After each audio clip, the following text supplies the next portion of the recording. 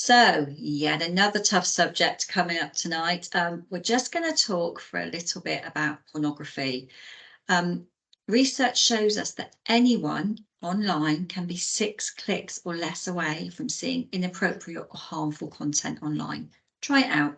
Type in something totally appropriate that your child might search for, and then follow the links and see where it takes you. So research commissioned by a children's safety group showed the strength of these algorithms. So the ones used by social media companies that are based on a user's activity. So for example, if you think about your Facebook or your Twitter and the kind of adverts that come up, they are targeted to you based on your previous searches. So whilst an 11-year-old boy just Googling random stuff may be targeted with some age-appropriate material, such as courses or sportswear, he's also likely to be targeted with highly sexual content, just because he's a 12-year-old boy. So your 11-year-old clicking on a recipe that's labelled healthy eating follows the next link, and they may be targeted with diet tips. Then they click the next link and the link after that, and they see an eating disorder site, totally distorting their image of a healthy body and not at all what they were looking for. Bernardo's reports that the average age for a child's first exposure to online pornography is around 11 years of age, with the youngest exposure as early as 5. And I know you might not want to hear this, but children under 14 account for nearly 20% of regular Pornhub users. So porn is like any other addictive drug, and it affects our children's brains in that same way. Deep inside your brain, there's something called a reward center. So you've got one, so if your children's naturally, so's your dog. And the reward center's job is to release pleasure chemicals into your brain when you do something that looks good for you, like eating tasty food, doing a hard workout, or enjoying a kiss with somebody. That high you get from that chemical rush makes you want to repeat that behavior again and again. So thanks to this reward center, your brain is hardwired to motivate you to do something that will improve your health and ultimately your chances of survival. It's a great system. Normally, the problem is that your brain can be tricked. So when addictive substances are used, they're giving your brain a false signal. And since the brain can't tell the difference between the drugs and a real healthy reward, it goes ahead anyway and activates this reward center. So an important chemical called dopamine is released, which makes the brain start developing a craving for that reward, fake or otherwise. Your brain can't tell. As long as there's a lot of this dopamine floating around in your brain, the cravings are going to get stronger, and we'll feel that super motivation to keep pursuing more of that drug. So essentially, we need to think about addictive drugs hijacking the brain, turning our brains around and forcing it into a direction it was never meant to go. So instead of leading us towards healthy behaviours, drugs lead us to things that aren't healthy at all and can be dangerous. And do you want to guess what else does that? Pornography. So researchers have found that internet porn and addictive substances like tobacco have very similar effects on our brains. Dopamine cells stop firing after repeated consumption, but addictions go right on increasing these dopamine levels without giving the brain a break. So what that means, and what most of us realise, is that the more drugs we take, the more we need. And that's why drug addicts find it so hard to stop once they've taken that first hit. And porn stimulates the same areas of the brain as these addictive drugs, making the brain release the same chemicals. And just like drugs, porn triggers pathways into the brain that cause cravings, leading users to go back for more and more extreme hits to get high. Just like when we take drugs and we build up a tolerance, we need newer, more hardcore porn for the same effects. So the next slide is going to show us actually what is available right now from your friendly internet provider. So this is that endless stream of fresh images delivered at high speed in vivid colour, possibly 24/7. Well, it is 24/7. Before porn users even start to get bored, they can always give themselves another dopamine boost just by clicking on something else, which is going to be something more hardcore than before. And we've said porn consumption follows the same predictable pattern that's very similar to drug use. And we try so hard, don't we, to try and protect our children all the time from drugs. You can't buy cigarettes, you can't buy alcohol, you can't buy paracetamol without proving your age. But approximately only 3% of pornographic websites currently require you to prove your age before viewing. And a huge 45% of the most common sites do not even include any adult content warnings. So if we look at something from the Internet Watch Foundation, 2018, they removed 105,000 web pages which showed sexual abuse of children. And the online porn industry is suggested to be worth over £97 billion. So actually protecting your children is probably not top of that industry's priorities. Of course, your children may also deliberately search for pornographic content. They might do this for various reasons. And remember, it is perfectly normal for them to be curious about bodies, about sex and relationships. Sometimes they might look online to find answers to questions that they're too embarrassed to ask.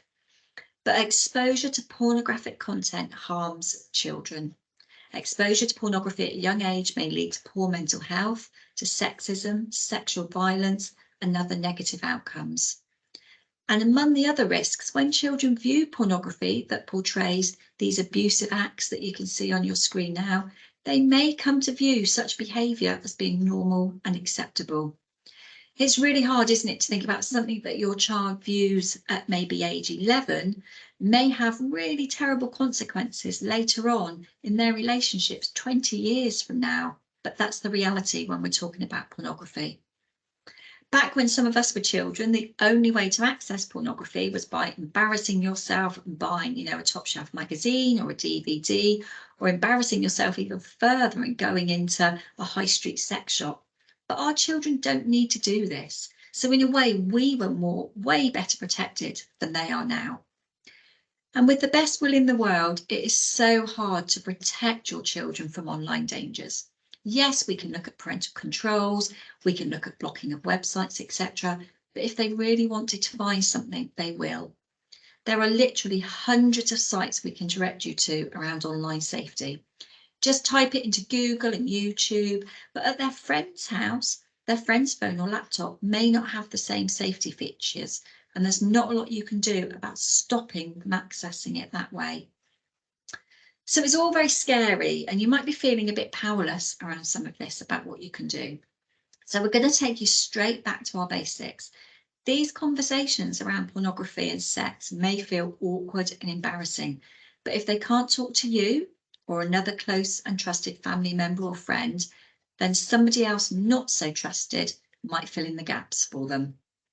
We've just heard that the average age of a child viewing their first online pornography is around 11. So you can never ever have these conversations too early. Don't let that awkwardness build up until it becomes a taboo subject. If you've managed to build that safe and open environment, then your child may well come to you with questions way earlier than you expect them to. They may start by asking where babies come from, and that may be a really good starting point. We're not looking here for one big sex conversation. It's more of that open, ongoing approach and trying to answer questions as your children come to you. Don't tell them off if you find that they've been accessing porn, and try not to instantly take away their device as a punishment. Try to be a little bit more relaxed about it. Give age-appropriate answers. It's okay to say some things are only for adults.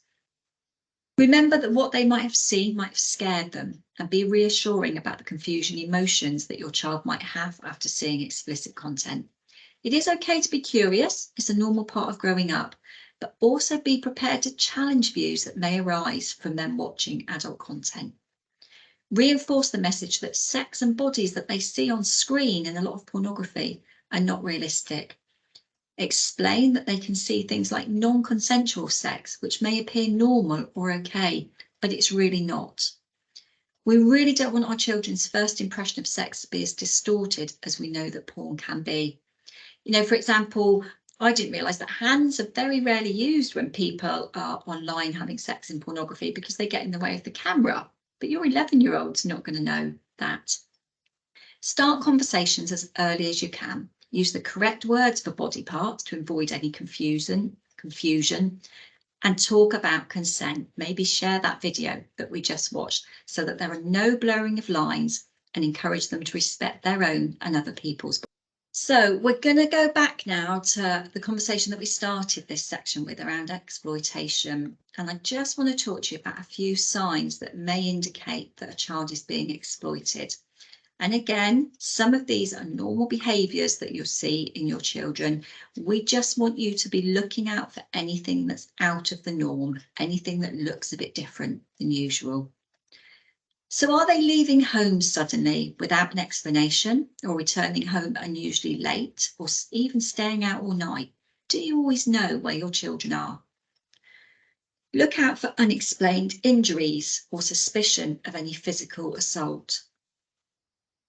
Look out for your children persistently going missing, or are they being asked to be picked up in areas a long way from home that they've got no connection with?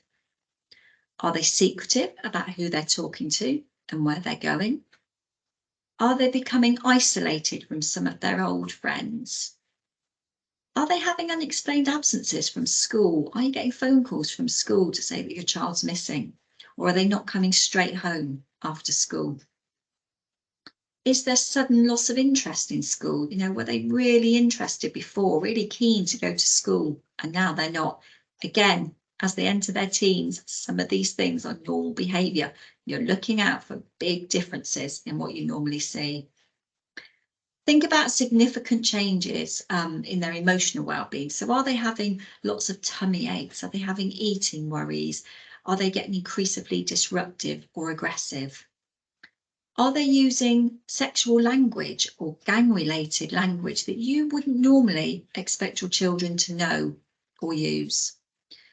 Think about their access and their use of any alcohol or drugs. Are they displaying any inappropriate sexualized behavior? And is there a big change in their appearance and how they've generally been looking after themselves?